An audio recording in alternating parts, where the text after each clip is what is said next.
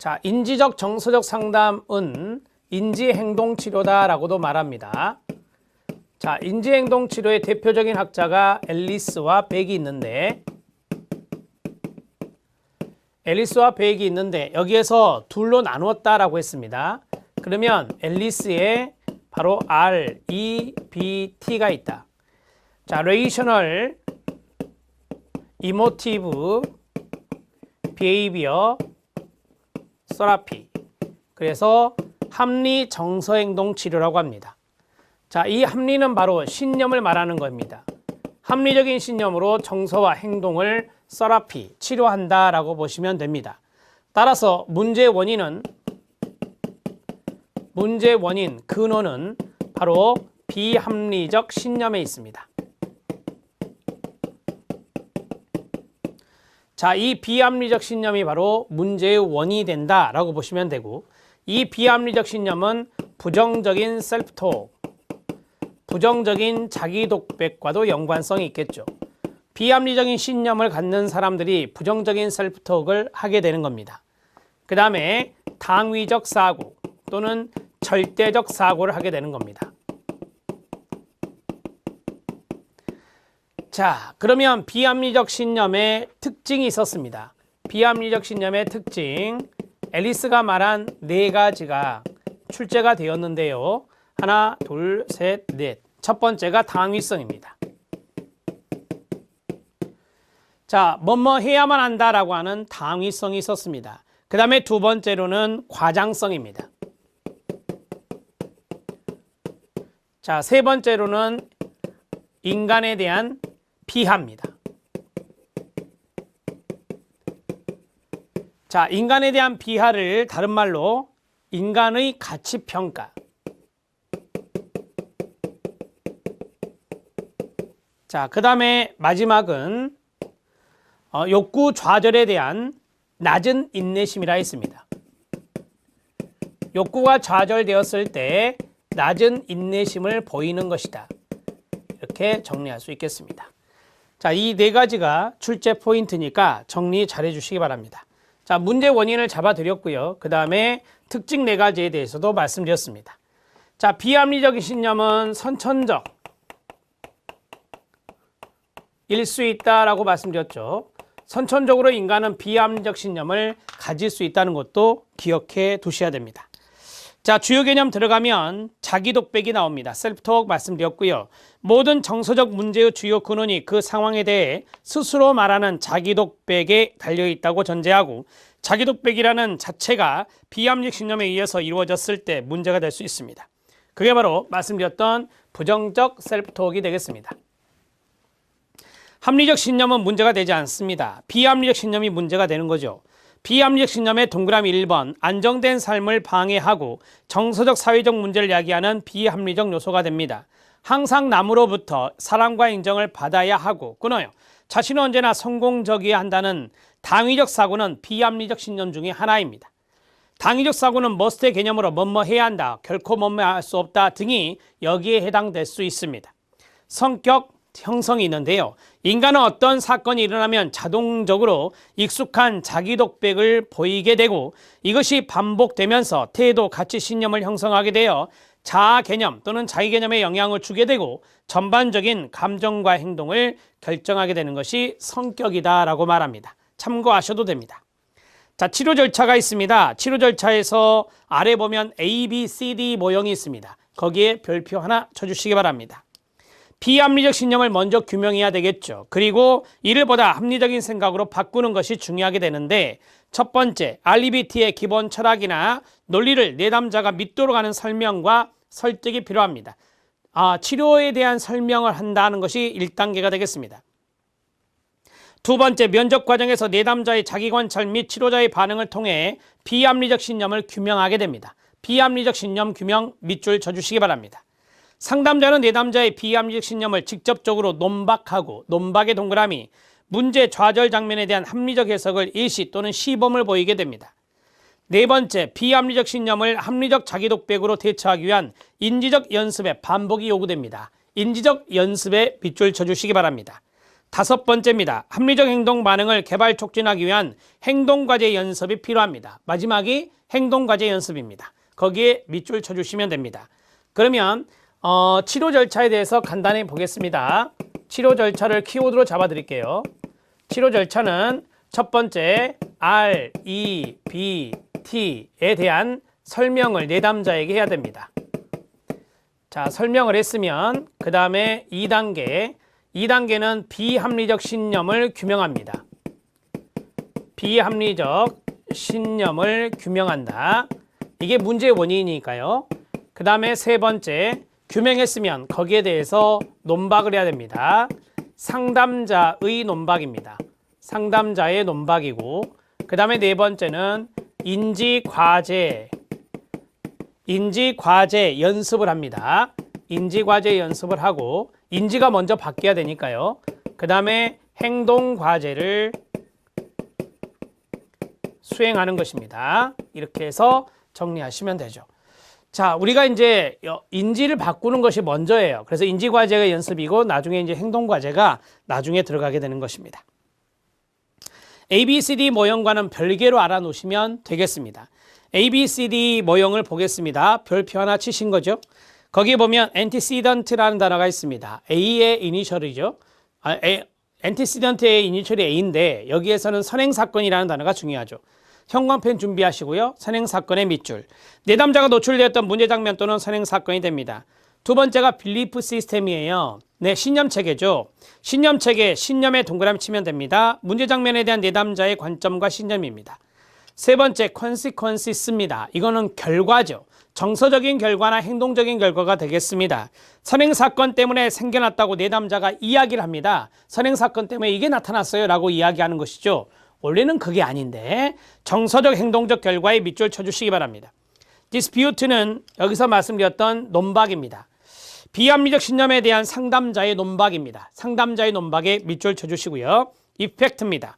내담자의 비합리적 신념을 직면 또는 논박한 효과가 나옵니다. 효과의 동그라미, 이때 인지와 정서와 행동이 변화가 일어나게 됩니다. 그게 바로 효과라고 보시면 됩니다. 자, 내담자를 정서적으로 곤란하게 하는 것은 A가 아닙니다. 이 부정적인 결과가 나오는 원인은 바로 B입니다. 그래서 말로 표현되는 내담자의 신념이다. 기억 별표. 니은 내담자 개인을 논박하는 것이 아닙니다. 내담자의 비합리적 신념이 직접적인 공격의 대상임을 강조해야 합니다. 비합리적 신념을 논박하는 겁니다. 디귿 논박의 특성이 있습니다. 논리성 동그라미 1, 현실성 동그라미 2, 실용성 동그라미 3, 융통성 동그라미 4, 파급효과 동그라미 5 이렇게 해서 5가지가 있습니다. 자, 암기하는 방법은 이겁니다. 쓰세요. 논, 현, 동, 파, 융실입니다. 자, 논현동파 융실이 비합리적 신념을 가지고 있다. 비합리적 신념의 내용이니까 비합리적 신념이 있을 때 이것을 논박을 하게 되는데 그 논박의 특성, 논박을 할 때 5가지 차원에서 논박을 하게 되거든요. 그래서 첫 번째가 논리성입니다. 첫 번째가 논리성. 자, 두 번째가 현실성입니다. 그 다음에 파급효과입니다. 파급효과. 그 다음에 융통성입니다. 그 다음에 실용성입니다. 이렇게 해서 정리하시면 됩니다. 자, 논현동파 융실이 여기서 한번 딱 끊고 가시면 좋죠. 논현동파 융실이가 비합리적 신념을 가지고 있다. 따라서 상담자는 논박을 해야 되는데 그 논박을 5가지 차원에서 한다. 밑에 보시면 논리성과 현실성과 효용성. 이 효용성은 바로 실용성과 연관성 있는 단어죠. 효용성과 실용성은 동의어. 자, 그러면 앨리스의 ABCD 모형을 그 이미지로 도식화된 걸 잠깐 보겠습니다. antecedent 사건이 있고요. belief 신념이 있습니다. 합리적 신념과 비합리적 신념으로 나뉘겠죠. 그 다음에 consequences는 심리적인 고통, 행동, 정서상의 문제가 나타나게 됩니다. 이때 바로 비합리적 신념을 규명하고 여기에 대해서 논박을 해야 됩니다. 이게 이제 교육적인 방법이 들어가게 되는 것이고요. 그때 상담자의 개입이 들어가는 겁니다. 그리고 효과가 나타난다라고 보시는 거예요. 자, 밑에를 보시면 선행사건, 연속해서 시험에 떨어진 사건이 일어났습니다. 비합리적 신념, 나는 쓸모없는 인간이야. 취업하기는 다 틀렸어. 그게 바로 인간에 대한 비하성의 연관성이 있습니다. 그 다음에 정서적 행동과 결과인데요. 그 다음에 극심한 우울증이라든지 자살 경향성을 보인다. 이런 것들이 부정적인 결과가 되겠습니다. 자, 논박을 합니다. 논박 오른쪽 아래에 보면 형광펜으로 개입과정에 해당한다 돼 있죠. 개입과정에 밑줄 치면 돼요. 형광펜으로. 개입과정에 해당되는 게 논박이라는 겁니다. 논리성입니다. 시험을 한 번에 합격해야 된다는 법이 어디 있는가. 그리고 연속적으로 시험에 실패한 사람이 가치 없는 인간이란 말은 논리적으로 사례에 맞는가. 논리성입니다. 현실성입니다. 이 세상의 모든 사람들이 시험을 한 번에 합격하는가. 실제적으로 현실적으로 많은 부분 그렇지 못하다라고 하는 겁니다. 효용성입니다. 연속적으로 시험에 실패한 자신을 질책하고 자포자기에 얻은 이득은 무엇인가? 이득의 동그라미. 이득 없다라고 하는 겁니다. 그게 바로 실용성이다. 이렇게 이야기할 수 있겠습니다. 효과입니다. 효과는 사고가 바뀌고 정서가 바뀌고 행동이 바뀌어야 됩니다. 사고. 연속적으로 시험에 떨어진 것이 몹시 부끄럽고 불편한 것은 사실이지만 그렇다고 해서 내가 반드시 가치 없는 사람은 아니다. 나는 이 상황을 견디고 살아갈 수 있다는 생각으로 바뀌었습니다. 정서, 의기소침이나 실망이나 섭섭한 감정에 머무릅니다. 극심한 우울증은 이제 일어나지 않습니다. 행동입니다. 자살 경향성을 보였잖아요. 자학하지 않고 새로운 건설적인 계획을 짜게 된다. 그러면 효과가 보였다. 효과가 나타났다라고 말할 수 있겠습니다. 이렇게 사례적인 부분들도 좀 알아놓으면 도움이 됩니다. 내용을 이해하는 데 도움이 될 겁니다. 자, 이 합리적 정서행동 치료의 논박의 특성 5가지가 쭉 나와 있었죠. 이거요. 이 5가지에 대해서 설명을 잠깐 하겠습니다. 현실성입니다. 합리적인 사고는 보다 사실에 가깝다. 많은 사람들이 불편한 감정을 갖는 것은 사실에 근거를 두지 않는 것이 많습니다. 단지 사실이 아닌 것을 사실로 받아들이기 때문에 문제가 되는 것입니다. 따라서 이 어떤 현실적인 사실 그런 것들을 가지고 논박을 한다면 현실성이 되겠습니다. 논리성입니다. 합리적인 사고는 논리적이라는 겁니다. 어떤 사고가 사실이라고 했을 때 그 사실의 논리적인 근거를 논박하게 됩니다. 유용성, 실용성, 효용성 다 동그라미 같은 유사말인데요. 합리적인 사고는 자신과 타인에게 유용적입니다. 자신의 사고가 어떤 유익을 주는지 논박합니다. 앞에서 뭐 실제적인 이득 이런 게 있었잖아요. 그 다음에 융통성입니다. 합리적인 사고는 경직되지 않고 융통성이 있다는 겁니다. 파급 효과. 합리적인 사고는 합리적인 정서와 행동을 낳는다. 파급 효과입니다. 행동의 결과를 보면 그 사람의 사고가 합리적인지 비합리적인지를 알 수가 있다라고 하는 것이죠. 그러니까 비합리적 신념에 의해서 정서와 행동에 문제가 야기됐다라고 하는 거예요. 이런 것들을 파급 효과라고 이야기하는 겁니다. 자, 이해되셨죠? 자, 우리가 A, B, C, D가 중요하다라고 했는데요. A, 그 다음에 B, 그 다음에 C, 그 다음에 D, 그 다음에 E. 자, 다른 교재 또 F까지 나오는 책도 있어요. Feelings. 감정이라고 하는 것이 있는데요. 자, 이거 F까지 써드리겠습니다. 자, 이거는 선행사건이 됩니다. 어떠한 선행사건이 일어나고, 그 다음에 여기에서 내담자의 신념이 들어가고, 그 다음에 여기에 이제 결과가 나오게 됩니다. 이 결과가 네거티브하다라고 하면 신념도 비합리적인 신념이 되겠죠. 따라서 이 결과의 원인은 바로 앞에 있는 B다. 이렇게 보시면 되겠습니다. 원인은 A다라고 한다면 틀린 지문이 되겠죠. 그 다음에 디스퓨트, 상담자의 논박이 됩니다. 상담자의 논박인데 이거는 개입과 연관성이 있고 교육과도 연관성이 있다라고 말할 수 있습니다. 자, 이게 효과입니다. 효과는 정서적이고 행동적이고 인지적인 변화를 말합니다. 변화를 말하고 그 다음에 여기에서 feelings는 감정이다라고 했어요. 감정도 변화가 나타날 수 있겠죠. 이렇게 해서 정리하시면 되는데 A, B, C, D, F까지 갈 필요 없이 그냥 이 정도만 오셔도 됩니다. 우리는 지금 앨리스의 합리정서 행동 치료하고 있습니다. 자, 6번의 상담 목표를 보도록 하겠습니다. 문제 행동의 제거보다는 문제 행동의 원인이 되는 가로 자기 패배적 신념과 비합리적 신념을 극소화시켜서 현실적이고 융통성이 있고 합리적인 가치관 또는 신념을 가지게 하는 것입니다. 가로 닫고요. 자, 상담 방법입니다. 상담 방법은 다양한 방법을 활용한다는 것을 알아두시면 됩니다. 그런 수밖에 없는 것이 신념과 정서와 행동 모두를 치료해야 되기 때문에 인지적 기법, 정서적 기법, 행동적 기법을 쓰게 됩니다. 3번, 4번, 5번에 별표 쳐주시기 바랍니다. 1번 들어갑니다. 치료는 내담자가 비합리적이고 부적절한 자기독백을 인식하게 하고 보다 합리적이고 궁극적인 자기독백으로 대체하도록 돕는 겁니다. 다시 말해서 비합리적 신념을 합리적인 신념으로 그리고 부정적인 자기독백을 긍정적인 자기독백으로 바꾸어 주는 겁니다. 상담 기법에는 여러 가지가 있다 했습니다. 교수, 독서, 과제 등의 다양한 방법이 있는데 동그라미 1, 인지적 기법, 동그라미 2, 정서적 기법, 동그라미 3, 행동적 기법이 있습니다. 3번 인지적 기법의 밑줄. 인지적 기법은 내담자에게 비합리적 신념으로 인해 정서적 장애가 야기됨을 가르치는 겁니다. 교육을 하는 거예요. 내담자의 비합리적 사고가 비합리적인 이유와 근거를 교육합니다. 교육의 동그라미. 다 교육은 인지적 기법에 해당될 수 있습니다. 비합리적 사고를 논의하여 합리적 사고로 대치시켜 정신건강을 유지할 수 있도록 철학적 교육을 하는 방법이 여기에 들어갈 수 있습니다. 철학적 교육을 하는 방법의 밑줄입니다.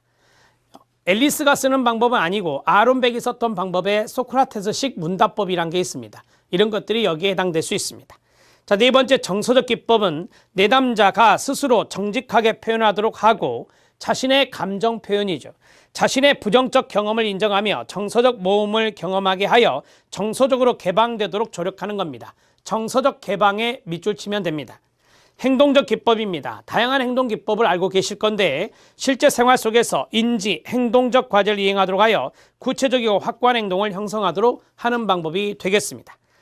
자, 정리를 보면 합리적 정서행동 치료 RBT의 정리를 보면요. 첫 번째, 인간은 합리적 사고와 비합리적 사고의 잠재성을 가지고 태어난다. 오른쪽에 선천적이라고 쓰면 돼요. 내담자의 문제는 일어난 사건이 아니라 그의 비합리적 신념에서 비롯된다라고 했습니다. 이게 원인이라 했었죠. 인간은 불완전한 존재다. 당위적으로 기대하고 요구하는 생각이나 신념이 문제라고 보시면 됩니다. 내담자가 느끼는 정서적 장애를 해결하기 위해서 냉정한 이성에 입각한 논박, 동그라미, 논리적인 반박을 통해 이러한 비합리적 신념을 합리적 신념으로 바꾸어야 합니다. ABCD 치료적 접근, 다양한 인지, 정서, 행동적 기법들을 사용하는 것이 바로 RBT의 주특징입니다. 자, 기출문제 확인학습을 보면 합리적 정서행동 치료에서 강조하는 가로, 비합리적 신념의 사례, 가로 닫고, 자, 사례 들어갑니다. 모든 사람으로부터 사랑과 인정을 받아야만 한다. 비합리적 신념. 가치 있는 사람이 되려면 완벽하게 일을 잘해야만 한다. 비합리적 신념. 사악한 사람은 반드시 처벌을 받아야 한다. 비합리적 신념. 모든 문제는 반드시 해결책이 있으며 이를 찾지 못하는 것은 끔찍한 일이다. 비합리적 신념. 1번부터 4번까지 묶어주시기 바랍니다. 이게 사례입니다. 자, 5번입니다. 비합리적 신념은 안정된 삶을 방해합니다. 정서적 사회적 문제를 야기하는 비합리적 요소가 됩니다. 그노요. 항상 남으로부터 타인으로부터 사랑과 인정을 받아야 하고 자신은 언제나 성공적이어야 한다는 당위적 사고 자체가 비합리적 신념의 하나가 됩니다. 당위적 사고는 말씀드린 대로 뭐뭐 해야 한다. 결코 뭐뭐 할 수 없다. 이런 것들이 여기에 들어갈 수 있겠습니다. 자, 밑에 기출문제 확인학습에 별표 쳐주시고요. 최근에 출제가 된 건데 합리 정서행동 치료의 기법 중에 수치심 깨뜨리기 연습이 있습니다. 거기에 형광펜으로 밑줄. 자, 앨리스는 수치심이 정서장애의 핵심적 요인이라고 생각했습니다. 정서적인 문제에 가장 기본에 수치심이 있다는 거죠. 그러면 그것을 깨뜨려야 되겠죠. 자, 이것은 비도덕적이고 불법적이거나 다른 사람에게 피해를 주어서는 안 되지만 우스꽝스럽고 어리석으며 바보 같은 행동을 통해 이루어지는 것이 바로 수치심 깨뜨리기 연습이라고 말합니다. 우스꽝스럽고 어리석으며 바보 같은 행동, 이런 것들이 바로 자기 자신이 수치스러워할 수 있는 건데 이러한 행동을 통해서 이러한 수치심을 깨버리자라고 하는 거예요. 말 그대로 수치심 깨뜨리기 연습이다. 이렇게 정리하시면 되겠습니다. 물론 이러한 것들을 통해서 다른 사람에게 피해를 줘서는 안 될 것입니다. 자, 그 다음에 대처 카드가 있습니다. 인지행동 치료의 기법 중에 하나인데요. 대처 카드를 사용하여 내담자가 치료에 의해서 배운 주요 인지행동 개입들을 연습하도록 돕고 구체적인 상황이나 문제와 함께 간략하게 대처 전략의 요점을 대처 카드에 적는 겁니다. 자, 보통 우리가 노트라고 하거든요. 그런 노트에 기록한다라고 보시면 됩니다. 대처 카드를 활용할 때 주의점. 내담자에게 중요한 상황을 선택하게 합니다. 그러니까 일상생활을 하면서 중요한 상황, 그 중요한 상황에 선택을 해서 그 대처 카드에 기록하는 것이죠.